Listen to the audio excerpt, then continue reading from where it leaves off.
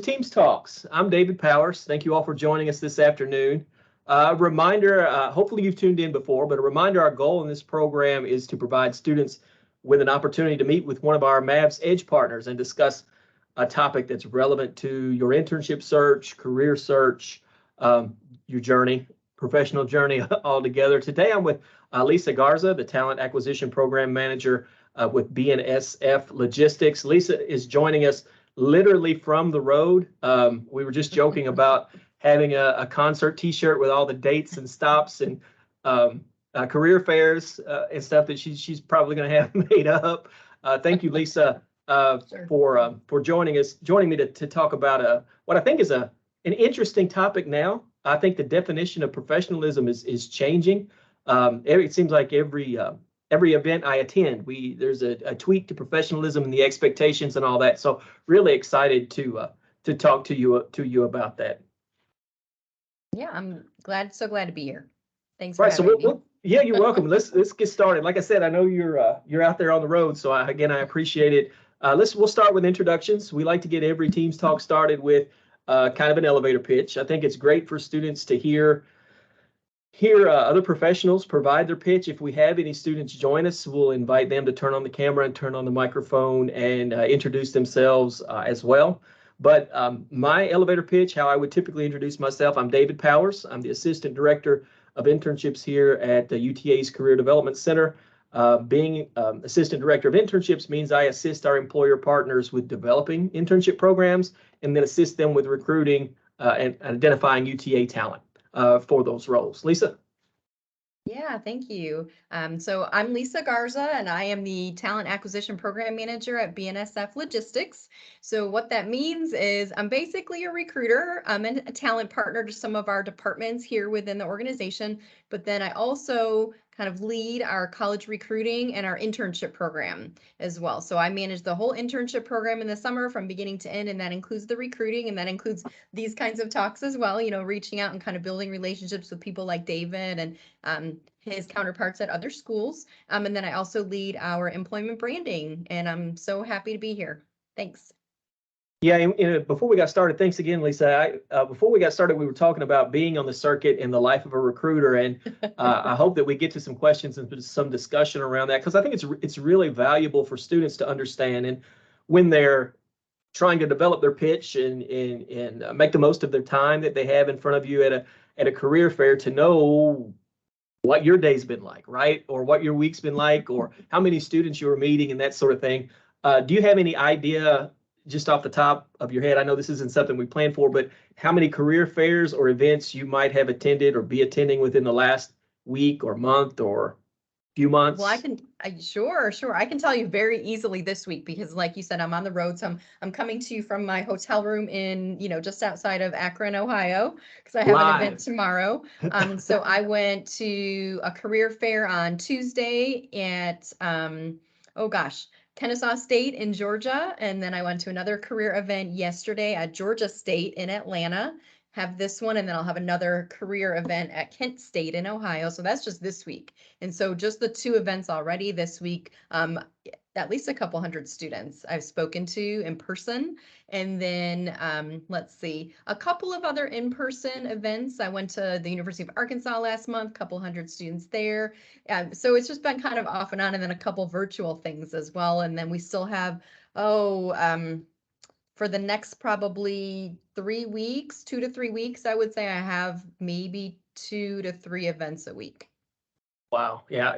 It's so important for students to understand that, and it's a good frame for when we start talking about their pitch, how to make the most of their time in front of you at a fair, for them to understand that you are doing this all day, every day, several times a week. So you're talking to a lot of students, you're hearing a lot of pitches, and we'll talk a little more about your background. And so actually, let's not wait to talk about your background. I would like for students to know a little more about, about kind of your journey, your path, and some of your experience.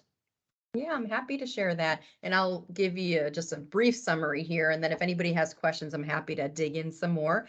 So just to kind of sum it up, I was a psychology major in college, had no idea what I wanted to do. I kind of fell into working with students at the university. So I was an RA, a resident assistant when I was in college. And then that kind of led me on a path working with students. So I worked with students as a hall director for a few years. Then I moved into career services. So similar to what David does, I actually started as an internship coordinator. And then I kind of worked my way up, worked in college student career services at a couple of different universities. And one of the things I discovered when I had started in the Career Center was recruiting as a career. I really had never explored. I didn't do any of the things that we tell students that they should be doing. Didn't go to the Career Center, didn't do any career assessments. I did nothing. I just kind of fell into things. Right. But when I moved to career services and started seeing all the employers coming in, talking to employers at the fairs, seeing what kinds of internships were getting posted, I learned so many things about so many different career paths that I never, as someone who was almost 30 years old at that time, had never even considered for myself. And so started learning about campus recruiting, and then even like corporate internship programs. And I thought, oh, I think I want to do that one day. And so did career services for a while. And then really it was just a good time for me to make a pivot, make a total career change. So I moved into recruiting. So I recruited for another company before this for a few years, mostly retail. So I was recruiting retail store managers for a game company. And it was really fun, and it was a unique learning experience, and it was fantastic, actually. And then I moved to this job. So I've been with BNSF Logistics just since April. Yeah, and I love it. And so I get to use a little bit of my background that I learned through working with students as well. I have a social work degree too, my master's in social work. And so even though I'm not helping in that way, I'm definitely helping people. So I help people with advice, I help people get jobs, I help connect people into our company who are a good fit, that sort of thing. So yeah, that's my path. And I think this is it for me. I think recruiting is it. This is the rest of my career until I'm retiring, and then I find my fun retirement job, whatever that's going to be. Thank you. It's so interesting, I think, and helpful for students to hear about a person's career path. Mm-hmm. You know what your major was, how you used that major. I was a social studies major. Found I had to teach with a social studies degree. I didn't know that there was going to be a whole lot of other things that I could do. And then a lot of times we may end up in fields that aren't exactly what we intended when we were pursuing a degree. So. And then I know students get concerned about that, right? I mean, they think, oh no, I've got this degree and there's not a job labeled social studies. So what am I going to do? What am I going to do with that degree? So I think it's really helpful. Thank you for sharing that. Yeah, just one little anecdote here. It's Yeah. funny that you said that. So I used to, when I did work for the university, I would do orientations. I would speak to parents and families at orientation, and parents get really concerned about that too. And the go-to example that I used often was philosophy. So if your student is a philosophy major, you're not going to find too many jobs for philosophers, right? But then Right. what is it all about? It's about figuring out what are those skills that you're learning in your classes, in your organizations, in your part-time jobs, in whatever. What skills are you learning? And then how can you translate those into a job, and what are employers looking for, right? Most employers aren't looking for philosophers, but they're looking for people with critical thinking skills, communication skills, writing skills, things that you as a philosophy major would be learning. So I would always tell the parents, don't worry about it. There are jobs for them out there. It's just they need to come to us and we can help them figure out what that's going to be, what the options are. Right. Right. And that's again, that's one of the reasons I wanted you to go into your background a little bit so our audience would understand that you not only have great experience in recruiting and can speak to that, but I mean, you an expert in career services. I mean, you said 15 years or so in career services. Yeah. It's excellent. And before we leave the elevator pitch and your tour and the career fairs, I did want to work into, since it is still fair season, I think we've completed our in-person fairs. I know we'll have an online fair coming up soon, which is yet another challenge in trying to introduce yourself to someone online when it might be text-based rather than audio or video. But being a busy recruiter, attending multiple events in a week, maybe even in a day, seeing potentially I don't know, 100 or more probably students at a single event. When I'm introducing myself to you, either at the booth or out in public, what kinds of things do you want to learn, hear, or know from me? What should I focus on? A lot of students ask that question. I know I only have just a few seconds and they feel this pressure maybe to sell themselves and all the stuff they have to work in, and you can see them reading that script in their mind. But what is it that it's really important for them to get across, to relate to you? Sure, sure. Even before that, I would say do your research in advance. Okay, because even as a student, your time is valuable. You might go to a career fair that has 100 booths. You can't spend quality time with 100 different employers, and there might be lines, and you might have a class that you need to get to, right? So do your research in advance. Find those employers that are most interesting to you. Learn a little bit about what they do so you can come in with some good questions. Because if you come up cold and you have no idea what we do, number one, I have to explain to you what we do and then talk to you about kind of what you're interested in. And that takes valuable time, right? And if I have a line and that sort of thing, that's always something to consider. So try to do some research in advance if you can. That's not to say at all that you shouldn't go up to employers that you don't know, because it is an opportunity for you to learn for sure. But if you can, whenever you can, try to take some time to prepare in advance, because it's really going to help you use your time better. And then really, I would say just another tip, be prepared for those recruiters to tell you that you need to apply online. Okay, so I'm going to have a chat with you. I'm going to explain to you kind of what we do, get a little kind of information from you on what you might be looking for, like what's your major, when do you graduate, are you looking for internships full time, kind of that sort of thing. And then I'll talk to you about what I think maybe would be a good fit, and then we'll go from there. But be prepared for those recruiters to tell you you need to apply online. So for a lot of companies, coming to a career fair is about building the company's brand on campus. So we want to make sure that you all know who BNSF Logistics is. If you are not familiar with logistics and transportation and what all that world entails, you've probably never heard of us. There's no reason you would. And that's why we go to a career fair, because we want to make sure that if you haven't thought about us, that after the career fair, you're going to be thinking about us as a potential employer. So for us, a lot of times it is about getting the word out and letting students really know how great it is of a place to work. So keep that in mind too. So don't feel bad if they don't take your resume. It's not about you. It really is. It could be a policy, or it could just be, hey, we're just really recruiting based on who applies online. This is our chance to get in front of you and really kind of get to know you a little bit and make sure you get to know us as well. Yeah, that's a great point. I think it's human nature when you try to hand someone something and they kind of say, you gotta apply online or visit the iPad, or we have that feeling of, like you've been denied in some way. But I've shared that same kind of advice with students that, everything is going to be, you're going to be visiting a platform or a portal, or you're going to be applying online. So, be prepared, have paper resumes, still have those handy, but don't necessarily expect the employers to be collecting those.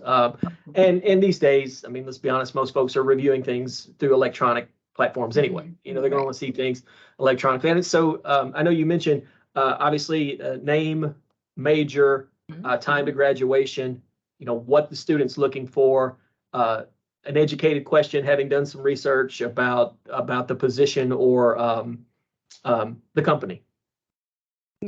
Yeah, Right. and I would say on top of that, really just you want to be practiced, right? So again, the time is limited. So we talked about that 30-second, intro, that your commercial, if you will. Practice that. Say it in the mirror, talk to your friends and your family, whatever you need to do to kind of practice it. I know that sounds cheesy, but it really does help. The more you can say it, the more comfortable you'll be when you're saying it for real. And so one of the things I am looking for is those folks who come to the table who are comfortable talking about who they are. Those folks who come to the table who are confident. So those are definitely things that we're looking for when you are doing that 30-second intro. And those are the things that are going to make us kind of maybe note down your name, make a note to follow up with you, like keep you specifically in mind. So don't be afraid to kind of be yourself, but practice a little bit. We're human beings. I promise we've been there. And we understand that you're students and you're not experts, and that's okay. But come at least comfortable with you and being able to talk about you. Same thing's going to go for your interview. We're going to ask you to talk about you and your accomplishments, and you need to be ready to do that. Great advice. Practicing in the mirror, practicing with friends. You could take the really uncomfortable step of recording, recording a session and watching yourself. We were talking earlier about how neither of us like to see ourselves recorded, but you see it all. You see every tick, every every filler word, all those nervous habits and those sorts of things. One other question, and obviously I want to talk about BNSF, and you mentioned presenting BNSF to students. We'll talk a little bit about the program and the company, but another kind of elusive behavior that everybody wants to see is confidence. So someone approaching the table or approaching an interview to demonstrate confidence, what are some behaviors and things that you look for from what you consider a confident candidate? Sure. I would say eye contact would be one. I've been at events where somebody walks up to the table and they're laser focused on what's at the table. And it takes a minute to get them to look up, right? And so walk up, you're there ready to learn. You are a confident student, even a freshman student. It doesn't matter what year you are, just be confident in who you are. Eye contact, smile.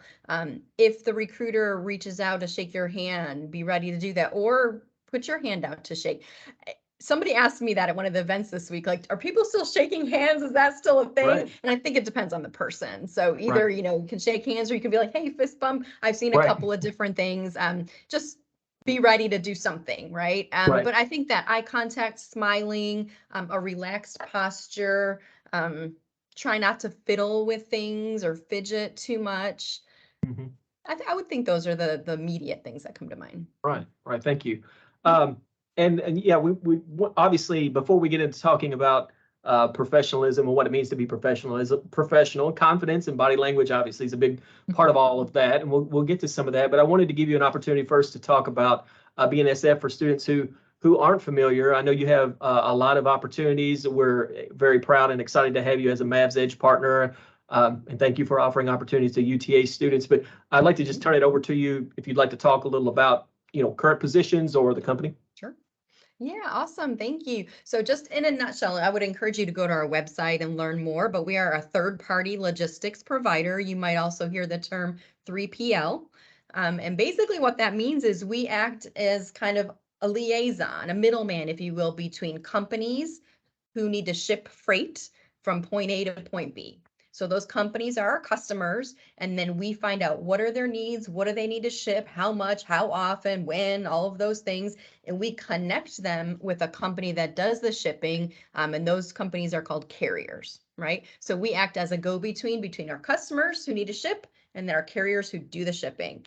So everything in between that you can think of with than any other company would have to: finance, accounting, legal, risk, customer service is huge, sales is huge. So we don't actually own any trucks, trains, trailers, anything like that. Since we're helping kind of provide that service, we have lots of folks on the sales side, account management side, who are working to kind of find new customers, find out who needs to ship freight and how can we help them make that happen, right? So lots of sales, lots of customer service, lots of operations, because we also have folks in our company who help kind of track and trace those loads, making sure that everything, once we make the match, making sure it is actually happening and going smoothly.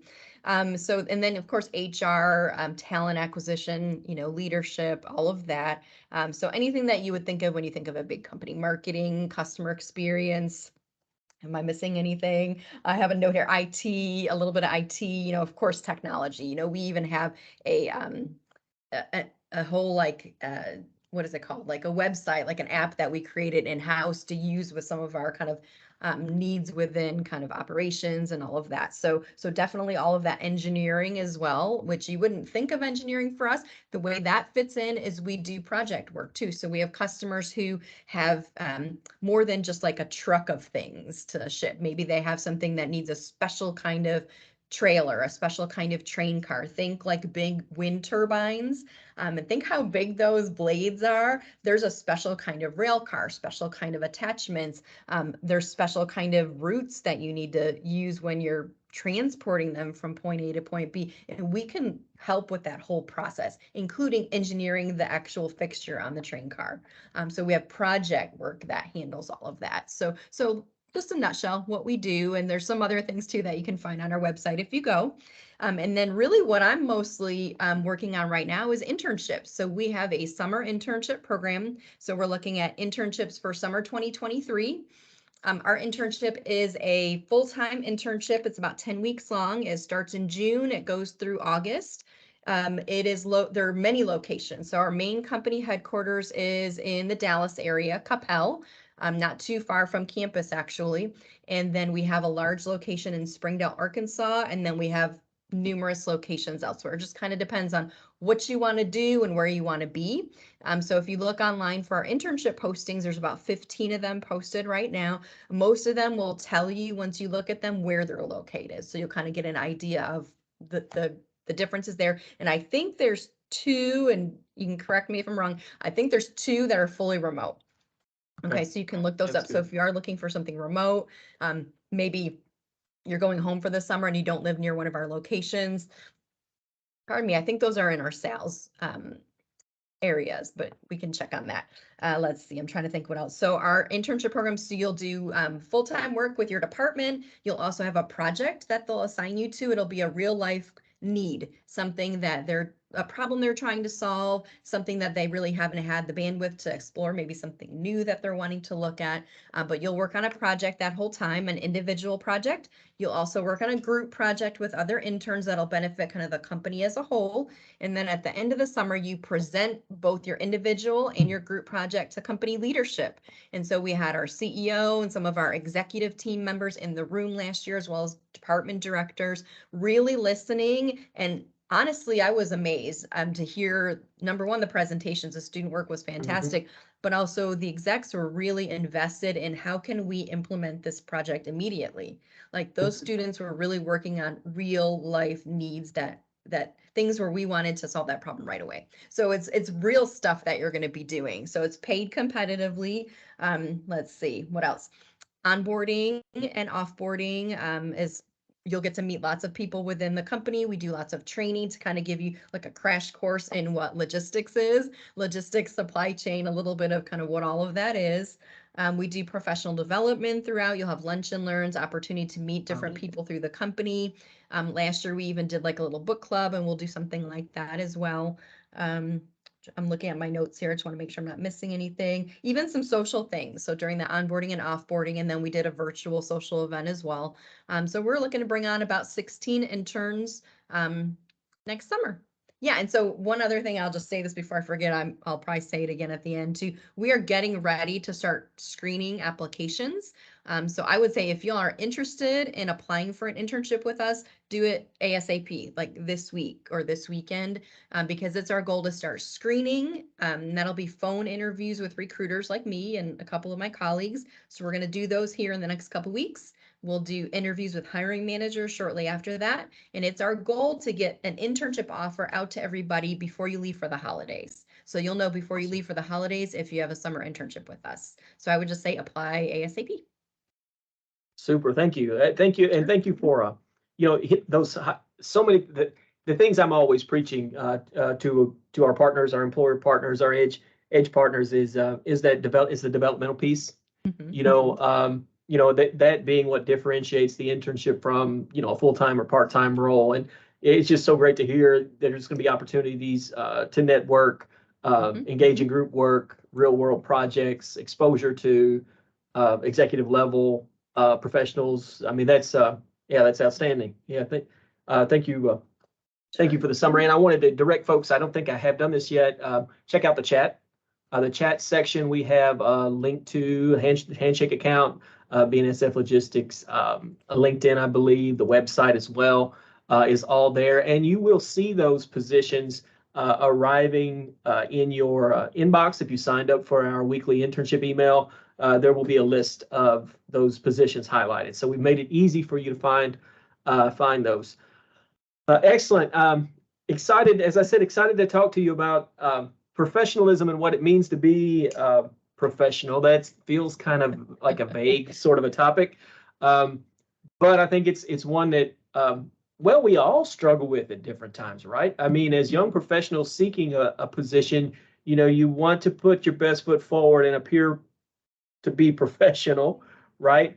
And then even once I know young and even seasoned professionals who have struggled once they have the role to maintain maybe a level of professionalism. Things like social media creep in, maybe, some bad or questionable social habits might pop in. People struggle with, separating. I hear so often now, you want to bring your whole self to work.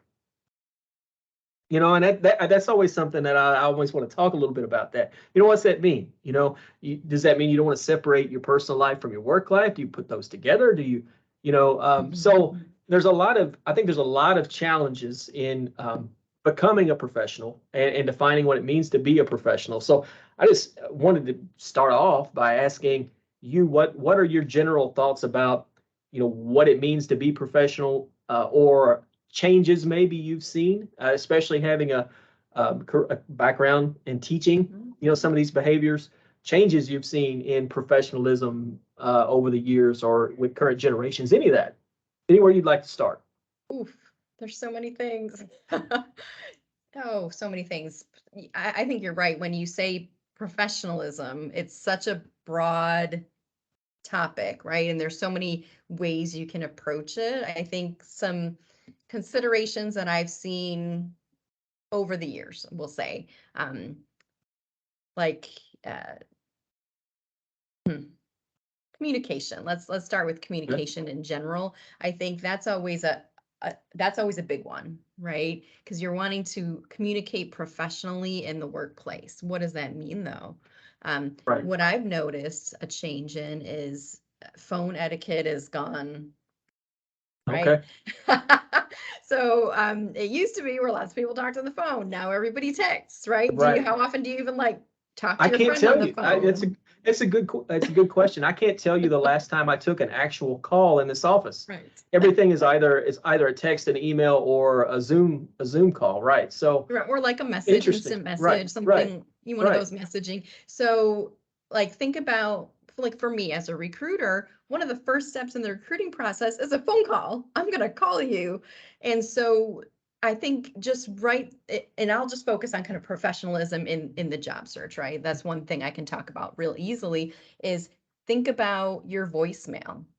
Like, what message do you have on your voicemail? Like, who am I going to hear when you don't answer the phone? What am I going to hear when you don't answer the phone? That's just that's a first impression thing, right? So I think even though some companies are moving towards texting and other things like that, people are still calling. They're definitely still calling. My last job we called, this job we called. So we're using the phone for different reasons. And I think sometimes students just aren't ready for that. So it's just figure out what that looks like. Maybe practice again. I know it sounds silly, but if you're not used to talking on the phone, you need to be ready to do that. And so, right. And well, I mean, something even more simpler, like pick it up. I mean, if you get a call, answer it, right? I mean, especially if you're job searching, that's the thing. If you're job searching, answer the phone. Right. Or no one likes. Let's take it one more step further. Right. If you're job searching and internship searching and you don't answer phone, that's fine. Don't answer the phone, but make sure you're checking to see if you have voicemails on a regular basis. Because if I call you and you don't answer, I'm going to leave you a voicemail. It's not going to happen, and I'm going to want you to call me back by the next day. Right. Like we need to move. Recruiting moves very quickly, and so it's being responsive is definitely a professional trait that is valued in the workplace. So a lot of workplaces move quickly and you need to be on it. Okay. And so that's going to be something we're seeing right from the get-go in the recruiting process. So definitely being responsive to messages, being ready to talk about yourself on the phone in a professional way, right? What does that mean? So sharing anecdotes that are appropriate in the workplace, talking about experiences you've had at jobs, keeping things as positive as you can. So something that is unprofessional in like an interview situation is bashing on your previous employer. Right? I want to hire people who are positive, and I understand you're Right. looking for a job because maybe you weren't happy for some reason, but find Right. a way to frame things in the best light you can, or just say, it was a bad experience, here's what happened, and then move on. Don't dwell on it, don't go on about it. I've had people do that, and it's very off-putting. Because then I'm thinking, how do I want to bring you into my company? And then what are you going to do when you're not happy here? So that's Right. always something to keep in mind. So those are just a couple things that come to mind. Professionalism in general, I think we can always talk about like attire and what to wear. That always Right. comes up as far as what's professional. And I think that has definitely changed over Mm. time. I think since the pandemic, even more so. So it was already changing, I think, before the pandemic, but the pandemic, I think, pushed it even further to where a more casual dress code is usually more acceptable in a lot of workplaces now. Um, it used to be years ago, I say that and it makes me feel extra old, but years ago, it was some industries are very buttoned up. I mean, pantyhose, briefcases, skirts, suits, it was the whole thing. But even most industries where that was the case, that's not really the case anymore. In some cases it is, but I would say that's more the exception than the rule. So I would just be clear with your employer as far as if they say we have a casual dress code, make sure you read the handbook because it's probably going to give you some guidance on what that means, right? Does that mean you can wear your pajama pants and your slippers and your ripped t-shirt? Probably not. So you just want to get some clarity on what that is, and every workplace is going to be a little bit different. But I would say that is definitely an area that comes up frequently, and it's something that can negatively impact you. Honestly, if you don't have a handle on what's okay and what's not okay within your workplace, you need to get that handle. You need to figure it out, ask someone, read your handbook, whatever it is, and get clear. Because that's even though it's dumb, it's a very visible thing that people can see. So. Yeah, so many good things that you mentioned to kind of unpack and highlight. One that I wanted to go back and touch on is, you mentioned bashing a previous employer. That can happen in the interview. You can fall into making that mistake with an interview question. That can happen online. Something that I used to emphasize to our students who were job searching when I worked more often with students was, don't use Facebook, and it may not be Facebook as much now, but as a shoulder to cry on or a place to vent. And I talk to employers who will admit to searching because it's a lengthy and expensive process to hire and onboard someone. Sure. That's a lot of investment of time. I know employers who will search social media, who will search LinkedIn, who will search your Facebook, who will kind of give you a search on Instagram, right or wrong, ethical or unethical, whatever your beliefs are about that, it's happening, right? So if they get on your wall and every day is a horrible day, and 4 out of the 5 of those days is because of your current employer, right. That's not a good look. That's not going to be a good look, right? Yeah, So and I'll add right, something to that too, David. If that's what you're wanting to do with your social media, then you need to lock it down. Okay, you right. need to learn how to use your privacy features. Lock it down, honestly, because it's going to come out and it's not going to be pretty. And you want to be clear with whatever company that you go to, what kind of rules they do have about that. Because some companies are going to give you some very specific rules about what you can do, what you can't do in terms of when you're representing yourself as part of that company. And you also mentioned pre-pandemic, post-pandemic behaviors and what work from home, virtual work has done to all of our professional habits. Sure. How it's changed it and impacted it. Was I guilty in our 18 months of work from home of switching off the camera, or maybe not wearing the usual dress? Absolutely. And were students, when students were going to class completely online, it was so easy to switch off the camera or just show up however you'd like to show up, or show up from here up, right? You do that framing and focusing so that you just see this.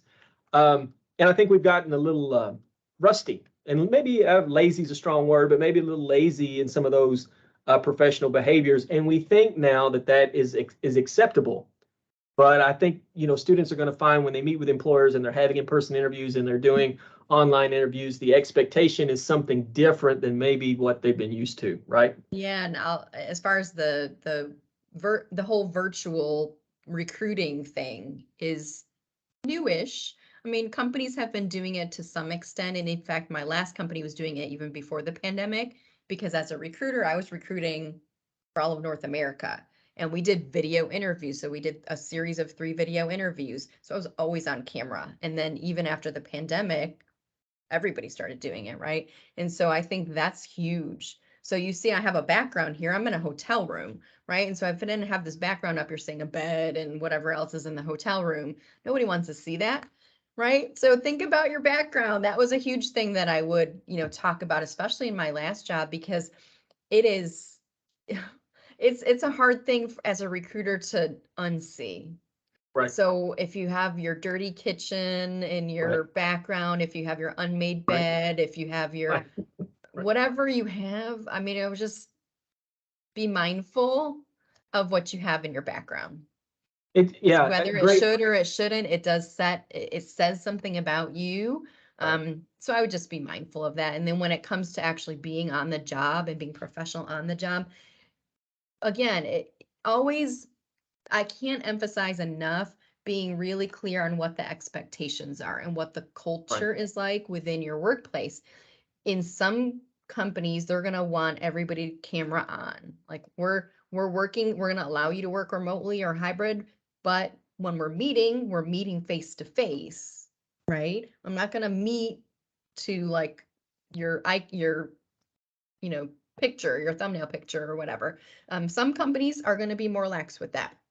So I would say just clarity on the expectations and the culture, right? Because if everybody else is camera on and you're like, meh, I don't want to do that, it's going to say something about you not being a team player, not coming off as professional, that sort of thing. So you just want to get some clarity on that. Yeah. Like for whatever reason, you don't feel like you want to participate. That's a kind of a negative indicator. Something else you mentioned about work from home, virtual work, interviewing, especially when you're an unknown quantity to that company.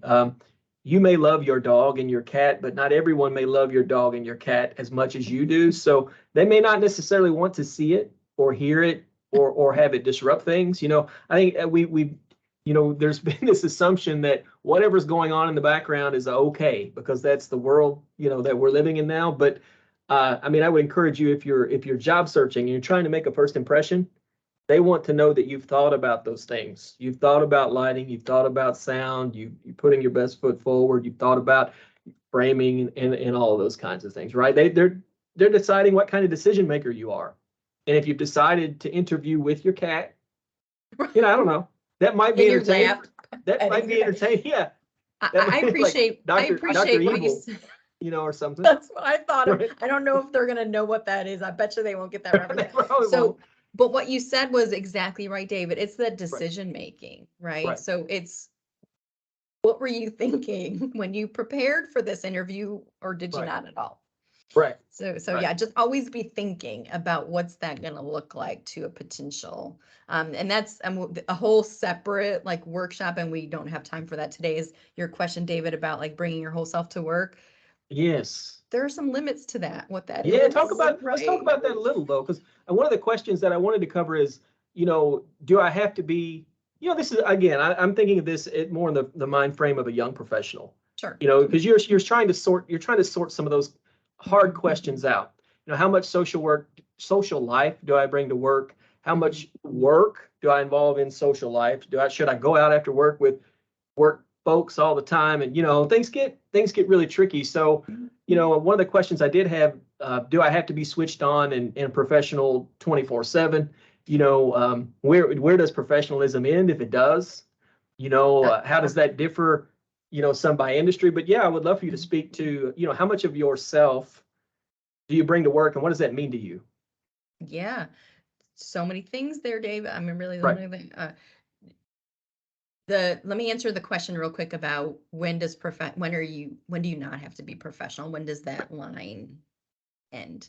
And I would say it depends. Honestly, it's going to depend a lot on the industry that you're in, the type of work that you do, the type of customers, clients, whatever that you work with, um, that sort of thing, right? I worked in a job for a long time where I was on call, right?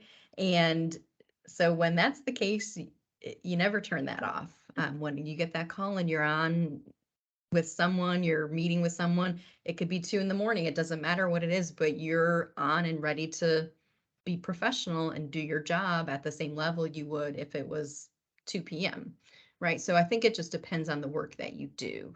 Right. So for me, for example, and this is probably not super common, but I worked with students for a long time. So if I'm out and about and I see my students in the evening, not that I have to be professional, but I have to just be cognizant of Right. what they might be seeing me doing, where they Right. might see me. If I'm in a store and I wear my BNSF logistics shirt, right? Or I had like in my old job, if I had a shirt that said my company and that I was a recruiter, you just have to be cognizant of who Right. might be seeing you and how you might Right. be representing your company, even unintentionally. Right. So I would just say keep that in mind. And that's going to vary a little bit depending on kind of what you do and who you serve, I think. Yeah. And then in terms of what was the other part of that, David? It I was was just going to say, that those are really great. Those are Mhm, really great points, and I think that's really, really difficult and challenging, mhm. for students because you don't understand that part of a role until you're in the role. Right. A lot of times, right? You can't really experience that before you're in it, and I think being a teacher is a great example because I've compared Mhm. it to being in a fishbowl. Sure. Your behaviors, all behaviors outside the classroom, anyone that sees you anywhere is going to be measured differently than it would be in another profession. And I think students have to understand that that comes along with choosing to be in that profession. I Mhm. think a lot of times we get caught up again bringing your whole self to work. I'm just going to be me, and me is going to be good enough. Well, it might be in some roles, Mhm. but that me might not in others, right? So you have to decide, what your values are. And Right. I know it's a big and a Is deep it- question. Like you said, we That's could talk about exactly what that I was for going to for an say. hour, right? You've got to weigh some of those kinds of things. But I mean, I think that's a really important conversation, especially when you're starting down the path of trying to figure out what you want to do, right? Yep. Agreed. Um, so what would you say are some let's skip down. We've got about 15 minutes, and I know that time is flying. Mhm. Um, we hear a lot of talk. I know we mentioned we haven't talked about soft skills yet, but we hear a lot of talk about soft skills. And I speak with so many employers who say, I wish I had a nickel for every time. You've heard this too, right? I know you have a lot. We can teach them what we want them to know, Mhm. but we need this. We want these Sure. things, right? What are some of those things that you think are really critical? And maybe if you have any advice for demonstrating some of those kinds of Yeah. soft skills that you like to see or want. Sure. One of them we kind of have touched on already today is communication skills. So, I mean, you can be taught those sort of in school, but you have to demonstrate them on a regular basis. And so, a lot of people do think of that sometimes as a soft skill. So, your verbal and your nonverbal communications, your written communications on a regular basis. And that starts with your emails. So, if I, as a recruiter, reach out to you, and you're going to respond back to me, it should be with a greeting and with full sentences and not like text speak. Okay, so that's always something to keep in mind. And so when you move into a professional position, um, again, taking your cues from the people around you. Like think about the person there who is successful at your company, somebody who is doing a great job, who gets some recognition, maybe who's been promoted. Like look at people who are doing a good job and kind of mirror what they're doing when it comes to those kinds of things. So whenever I send an email in a professional situation, it's with a greeting and then a body and then a hey, thanks for whatever, call me tomorrow, whatever it is, and then with my name. So it's a whole complete thing. When we do messaging, maybe through like Teams messaging or something like that, it's a little more casual. But again, you just need to kind of take your cues. So it's definitely communication. And so that's going to show up in the interview process when there's any kind of communication between you and the recruiter, and then for sure in any follow-ups you do with them, and then even when it's time to get onboarded as well. And I've noticed some crazy things throughout that whole process. So definitely communication, I would say those soft skills. So we want somebody who is able to take initiative, right? And so what does that look like? And so you might be asked a question in your interview process that's something like, tell me about a time when you made a suggestion in the workplace and it got implemented. So they'll want you to kind of talk about what was that suggestion? Why did you suggest it? How did it solve a problem at work? What did it do? Why did you suggest it? Those kinds of things. We want to hear the whole story, right? So that's how you can kind of demonstrate that. Even on your resume, you can talk about how you implemented a new thing or you suggested a new thing. When you're in the workplace, not being afraid to raise your hand to say, oh, I'll do that. Not being afraid to make a suggestion or speak up. So when it's an internship, we're hiring you. One of the reasons that we're hiring you to come into our company is because we need people to bring in a fresh perspective. You might be learning something in school. Maybe you've had some kind of previous experience in a different company, different kind of company even, that could be valuable. Or maybe you're going to make an observation when you're there that we're too close to do because we see it every day. And so you come in new and you're like, ooh, why do we do it like this? Don't be afraid to ask those questions. So I think that initiative is huge. So I think it is, you do want to come in and learn as much as you can and take some time to kind of absorb what's going on. You don't want to come in, guns blazing with, oh, hey, we need to change everything that's here. That's a little off-putting too, right? You're not the expert when you first walk in the door, usually. But once you got your feet under your ground and you've learned a little bit and you're making those observations, don't be afraid to speak up. I think a lot of times people are a little hesitant to do that or a little shy or whatever. So definitely speaking up is great. I'm trying to think of what else would be good. So definitely communication skills, like a work ethic. I think follow-up. Let me go with follow-up. I'm going to use that. So that's a skill that most people haven't been taught to do necessarily. It's something you can develop over time. And it's definitely something that speaks to that professionalism as well. Follow-up. So you're going to get, when you get into the workplace, you're going to get emails, you're going to get maybe Teams messages or something similar to that. You're going to get maybe phone calls or voicemails. Follow up, right? So if you are regularly replying to folks, you're answering questions, you're not leaving things hanging. If you see that, if you tell somebody you'll get back to them with an answer and you do it, people are going to realize that and they're going to recognize that, and you're going to be seen as somebody who is responsible, somebody they can rely on, right? But if you're never getting back to people, it's going to be frowned upon, right? And you're going to be that person who, when people talk about you in the workplace, it's like, oh yeah, he doesn't get back to me either. Right? And nobody wants to be that person. But there are people who are. We all know that person. We all know that person. Right. And I think the people who are really good at it, at following up, stand out in a different kind of way, in a really positive way.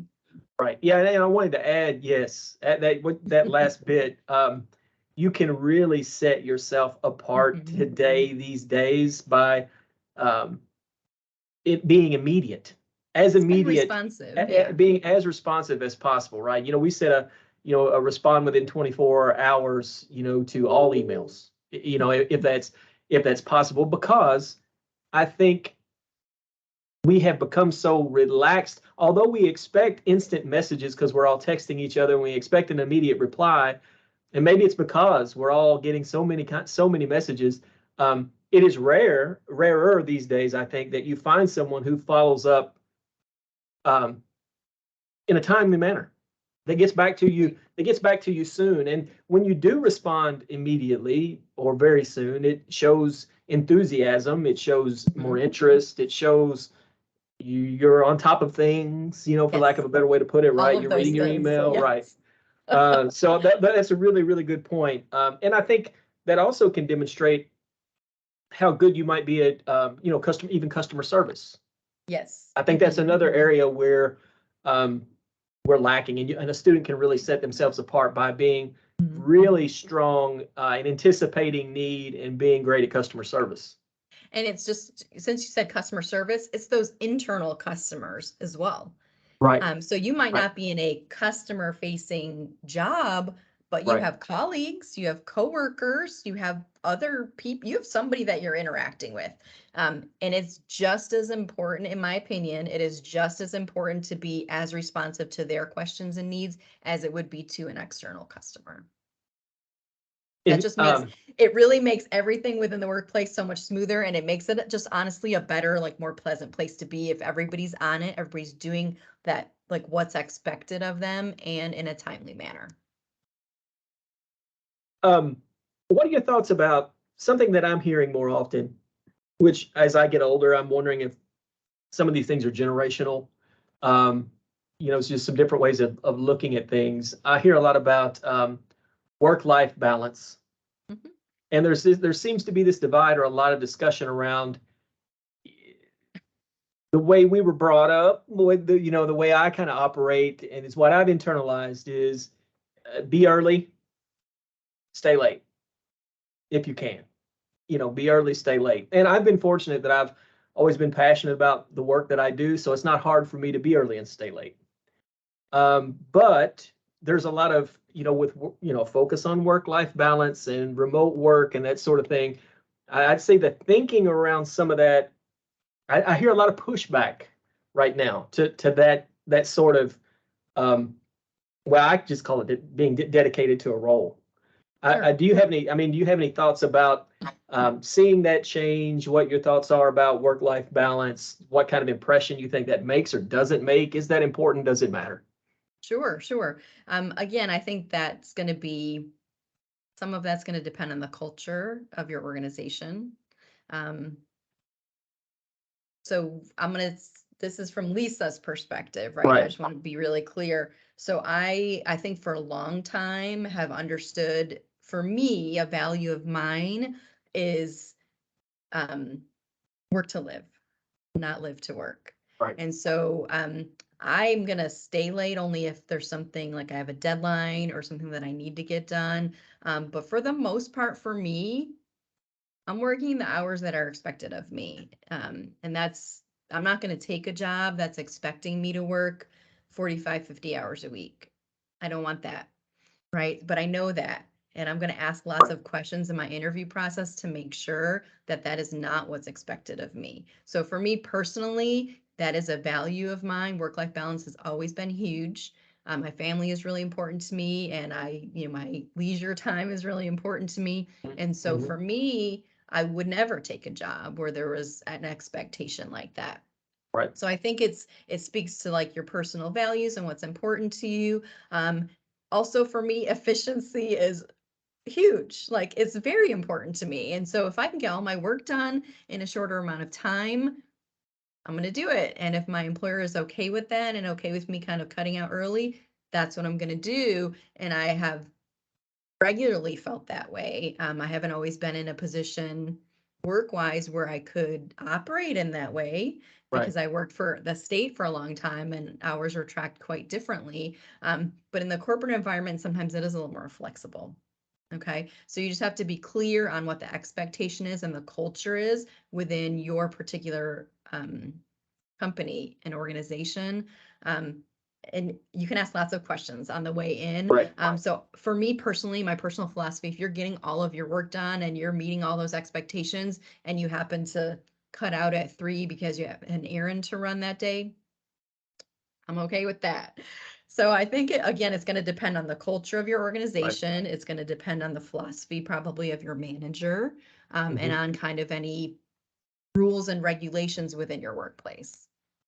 Right. Yeah. And three really important things there: research, and understand what kind of role, you're getting into.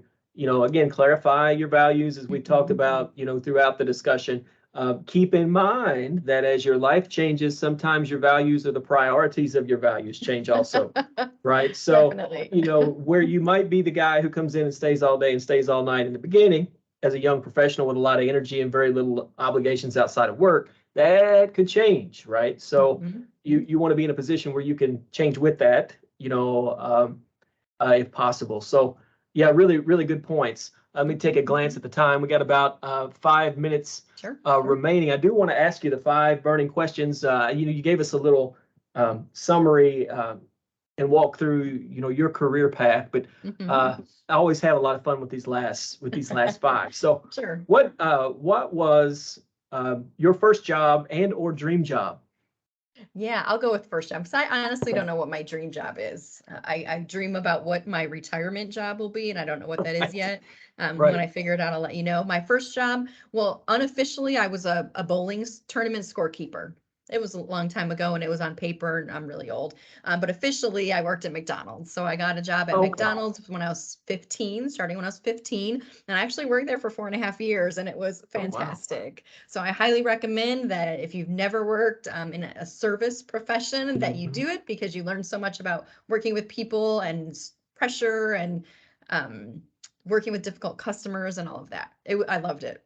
It was great. I worked with some friends too, so we had fun with it. Yeah, but I learned a lot. helps. I became a trainer. I learned so many things in that job.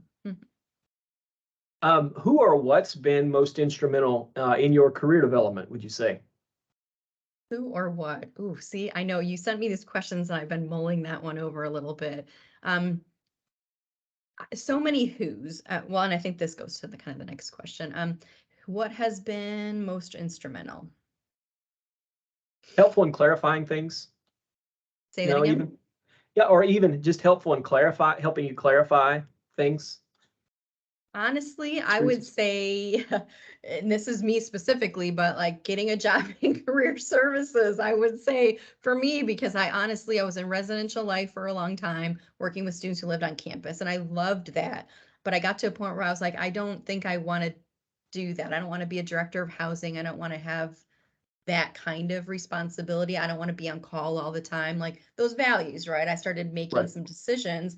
And when I moved into career services, it allowed me to help students in a different way. But it also allowed me, honestly, to start exploring what else was out there. And I learned so much about jobs and career paths and all of that. Never would have thought about managing a campus internship, like a company internship program. Never would have thought about being a campus recruiter because I really just didn't know that much about it. And so now that I am in recruiting and I love it, I don't know that I would have gotten here without going into career services. So I'll say that. Yeah, interesting. I've always told students that, of course, we do a lot of search committee work and interviewing work and career services. I've always said that one of the best things for you as a candidate is to serve on a search committee. It's one of the best things that you can possibly do. You get so much better understanding of the process and everything.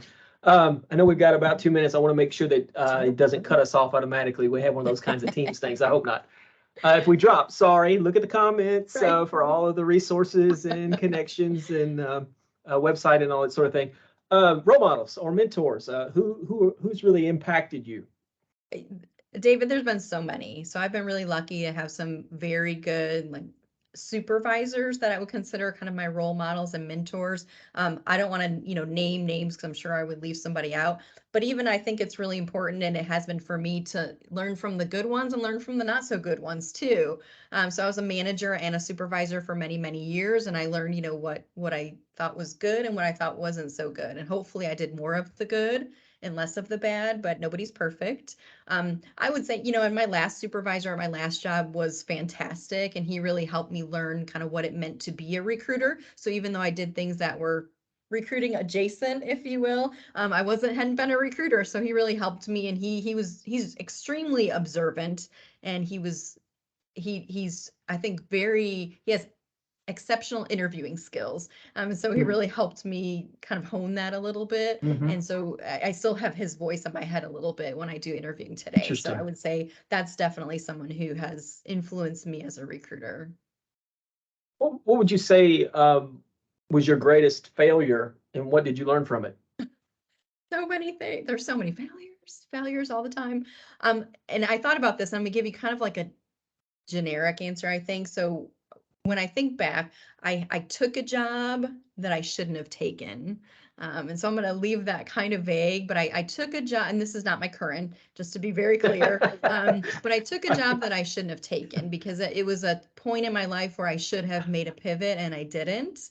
And so, and I regret that. And I feel like there was a little bit of wasted time for me and that employer. So I think about that. And I'm more of a ruled by my head than my heart person. And I don't listen to my gut. And so I think when I have made like at least personal failures, it's because I didn't listen to my gut enough. And that was one situation. Thank you. What's the best piece of advice you've received? Oh, gosh. I guess my parents, when I was growing up, they always told me work hard. They didn't say don't. They always said something like, don't say you're going to do something unless you're going to do your best. And that's something that I've always taken to heart. My parents didn't go to college. They didn't have what you would consider like a white collar job. My mother cleaned offices and my father worked in manufacturing, and they worked really, really hard to do what they could do for us. And so they weren't rich people, they weren't educated people, but they knew how to work hard. And that's always been something that's in my mind. Thank you. And again, I thank you for your time this afternoon. I know you're really busy out there on the road. Before we kind of wrap things up, are there any announcements or anything you'd like to kind of leave folks with or plug or just share? apply. So if you're interested in our summer internships, seriously apply like this week, because we're going to start screening those resumes soon, and we don't want you to be left out. Excellent. Thank you so much. Again, as I mentioned in the comments, we have all of that information. We have LinkedIn URLs, Handshake, links to the website. Lisa's LinkedIn. Lisa, if we need to take that out, I can pull that Yeah, out. no, please. Yeah, feel free to link. Welcome to connect. If you see my LinkedIn and you want to connect with me, I do ask that you just kind of tell me like why you're wanting to connect with me. I would appreciate that. But yeah, feel free to reach out. Excellent. And we'll be providing some of that information in our communications that'll be going out as well. Thank you all for joining us. Hopefully, if you're not with us live, you'll see us on the recording. Good luck this semester. Take care. Good luck, Lisa. Thanks. Bye. Bye-bye.